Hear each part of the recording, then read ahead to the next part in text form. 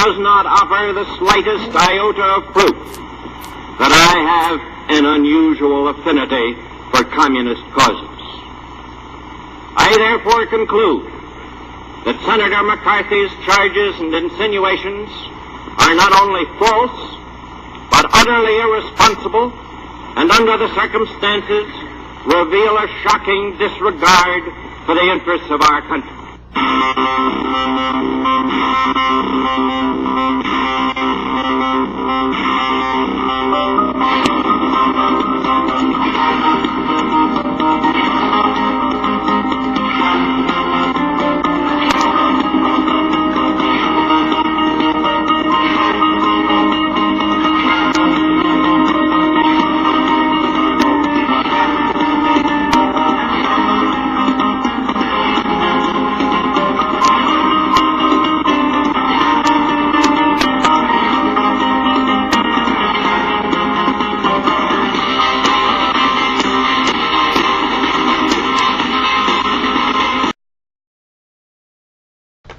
Joseph McCarthy was born on November 14, 1908 in Appleton, Wisconsin. His religion was Roman Catholic, and he was the fifth of 9 children. He left school at 14 and worked at a chicken farm before managing a grocery store. He went to Marquette University and after graduation became a lawyer, but was unsuccessful. He was part of the Republican Party and was a candidate in the election to become a circuit court judge. He fought a dirty campaign and lied about his opponent, Edgar Werner. When the U.S. entered the Second World War, he resigned from the judge and became part of the Marines. His part in Senate was unimpressive, and he became very sick during the end of his career. He was very kind and generous to his friends, but in later years became boring and lost his humor. McCarthyism was named after Wisconsin Senator Joseph McCarthy. It also refers to the period in which many people were accused of being communist. It became known as the Second Red Scare. McCarthy's witch hunt began at a speech in West Virginia where he claimed to have a list of all the communists in the United States. McCarthy's actions affected all levels of society, and it created great conflict in the United States. It also left the reputations and the careers of the accused destroyed. The first recorded use of the term McCarthyism was used by Herbert Bloch in the Washington Post. It was a cartoon published on March 29, 1950, depicting a picture of an elephant and 4 other Republicans. 10 unfriendly witnesses were called to testify but refused. They decided not to cooperate because they believed that the hearings were unconstitutional. Because they refused to answer questions, they were sent to prison. In response to the hearings, Hollywood executives instituted a blacklist, which was a list of people who they condemned for having a communist background. People who were blacklisted, approximately 500 actors, writers, producers, and directors, had their careers ruined because they could no longer work. Alger Hiss, 1948. A former communist spy named Whittaker Chambers accused him of spying for the Soviet Union. To support his charges, Chambers produced microfilm of government documents that he claimed had been typed on Hiss's typewriter. The jury convicted him of perjury for lying about passing the documents and sent him to jail. A Republican congressman, Richard Nixon, gained fame for pursuing the charges against Hiss. Within the next 4 years, Nixon was elected Vice President of the United States. Ethel and Julius Rosenberg were implicit of being minor activists in the American Communist Party. When they were asked if they were communists, they denied the charges and pleaded the Fifth Amendment. They claimed that they were only being accused because they were Jewish. They were found guilty of espionage and sentenced to death.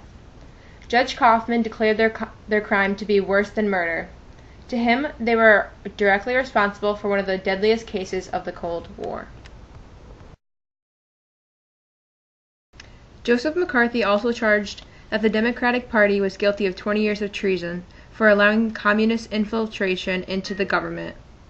He was always careful to do this name-calling only in the Senate, where he had legal immunity that protected him from being sued for slander. The Republicans did little to stop McCarthy's attacks because they believed that he would win the 1952 presidential election if the public saw them purging a nation of communists. But one small group of 6 senators, led by Senator Margaret Chase Smith of Maine, did speak out. Senator Margaret Chase Smith of Maine said, "I speak as a Republican. I speak as a woman. I speak as a United States Senator. I speak as an American. I am not proud of the way in which this Senate has been made a publicity platform for irresponsible sensationalism. I am not proud of the reckless abandon in which unproven charges have been hurled from this side of the aisle." Finally, in 1954, McCarthy made accusations against the United States Army, which resulted in a nationally televised Senate investigation. McCarthy's bullying of witnesses alienated the audience and cost him his public support. Downfall of McCarthyism. In October 1953, McCarthy began communist investigations of the U.S. military. In particular, attacks were made on Secretary of the Army Robert Stevens. This infuriated Eisenhower. He realized it was time to put an end to McCarthy's accusations. The U.S. Army passed information to journalists known to resent McCarthy. In addition, Eisenhower asked his Vice President, Richard M. Nixon, to help him stop McCarthy. On March 4, 1954, Nixon made a speech indirectly criticizing McCarthy. On March 9, 1954, broadcaster Edward Murrow used his program, See It Now, to publicly attack McCarthy's methods. McCarthy lost chairmanship of the Government Committee on Operations of the Senate. Joseph McCarthy had a drinking problem throughout adulthood. His alcoholism reached dangerous levels after the Senate's actions against him. He was hospitalized in April 1957 due to liver ailments. On May 2, 1957, Joseph McCarthy died of acute hepatitis at the Bethesda Naval Hospital outside Washington.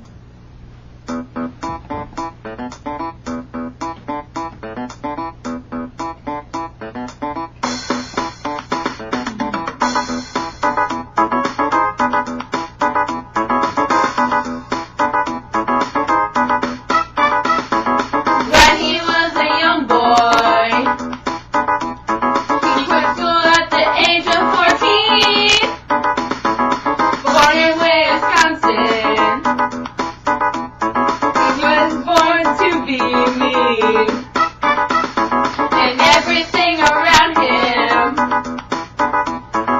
got him feeling like he was in control. And Eisenhower decided quickly that he would be put out of the hole. And he was accusing and boozing and hating on those losing.